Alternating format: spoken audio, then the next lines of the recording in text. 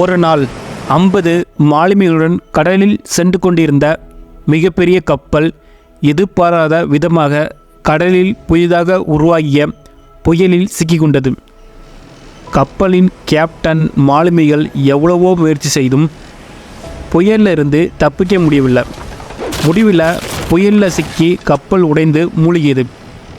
கப்பலில் இருந்த மாலுமிகளும் தப்பிக்க முடியாமல் கடலில் மூழ்கி இறந்துட்டாங்க.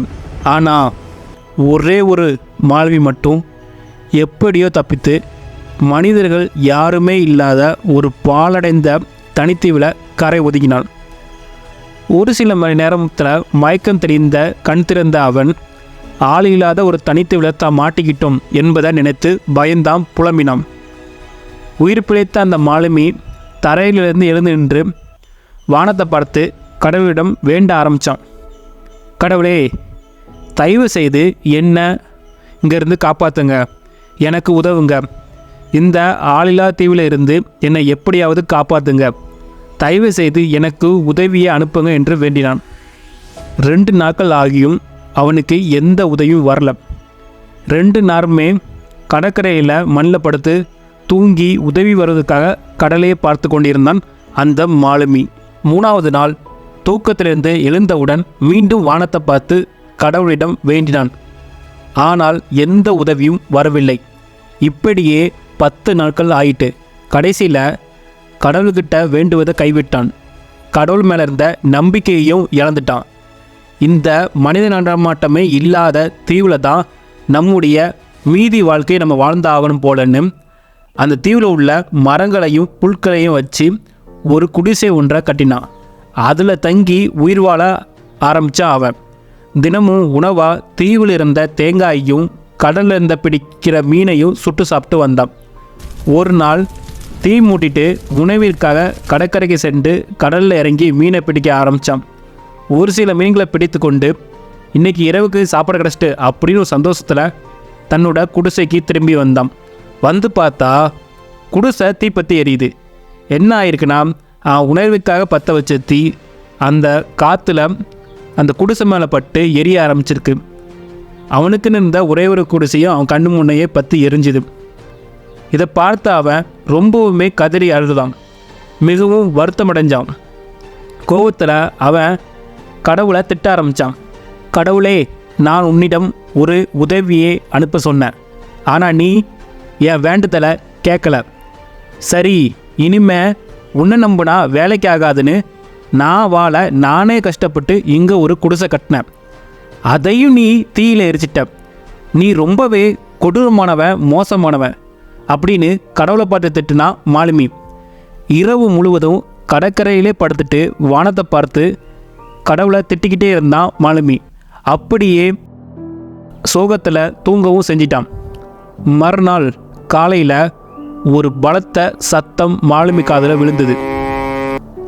அதை கேட்டு டக்குன்னு எந்திரிச்ச மாலுமி பதறி போய் சுற்றி முற்றியும் பார்த்தா கடல்ல இருந்து அவனை இருக்கிற தீவை நோக்கி ஒரு கப்பல் வந்தது. மாலுமி கண்ணால் நம்பவே முடியல என்ன நடக்குதுன்னு.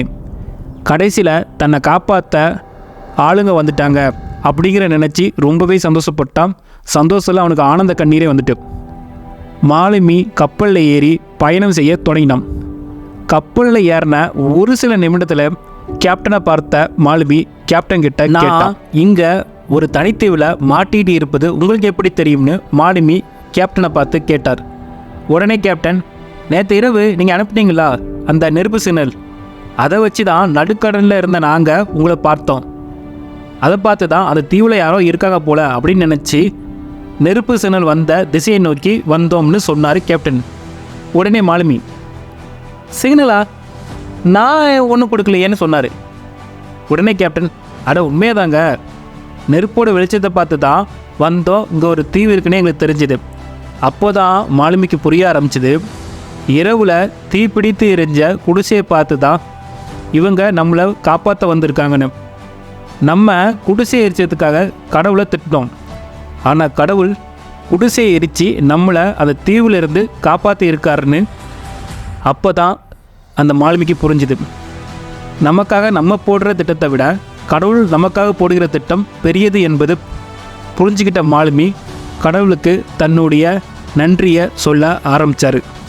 இந்த கதையில் வருகிற மாலுமி மாதிரியே நாமளும் நம்முடைய வாழ்க்கைக்காக நிறைய திட்டமிடுதல்களை செய்வோம். ஆனால் நம்ம விரும்புகிற மாதிரியோ இல்லை நமக்கு பிடிச்ச மாதிரியோ எதுவுமே நடக்காது. நம்ம எல்லாருக்குமே நம்முடைய வாழ்க்கையில் பிரச்சனைகள் வரும்போது கடவுள்கிட்ட போய் வேண்டுறோம், கடவுளே எப்படியாவது என்னை காப்பாற்று, இந்த பிரச்சனையை உடனே முடியணும், அப்படி இப்படின்னு எல்லாத்துக்குமே கோவிலில் போய் சாமியை வேண்டிக்கிட்டால் சரியாயிடும்னு இருக்க வேண்டியது. ஆனால் உண்மையில் இந்த பூமியில் 800 கோடிக்கும் அதிகமான மக்கள் இருக்காங்க. ஒவ்வொருவருக்கும் தனித்தனியாக 100 பிரச்சனைகள் இருக்கும். கடவுள் அதெல்லாம் தனித்தனியாக போய் சரி பண்ணிட்டா இருப்பார். உங்களுக்கு கடவுள் நம்பிக்கை இருக்குதோ இல்லையோ, உங்கள் வாழ்க்கையை நீங்கள் தான் வாழணும். உங்கள் பிரச்சனையை நீங்கள் தான் தைரியமாக முயற்சி செய்து சரி பண்ணணும். எப்போதுமே உங்களை காப்பாற்ற சேவ் பண்ண யாராவது வருவாங்கன்னு காத்துக்கிட்டு இருக்காதீங்க. ஏன்னா இது உங்களோட வாழ்க்கை, நீங்கள் தான் 100% பொறுப்பு. உங்களை நீங்கள் தான் காப்பாற்றிக்கணும். உங்களோட வாழ்க்கையில் நீங்கள் நினச்சது எதுவுமே நடக்கலைன்னா அதற்காக உங்கள் முயற்சிகளை கைவிடாதீங்க. இன்னும் தீவிரமாக முயற்சி பண்ணுங்கள். நீங்கள் அடைய நினச்ச வெற்றியை விட இன்னும் மிகப்பெரிய வெற்றி உங்களுக்கு கிடைக்கும்.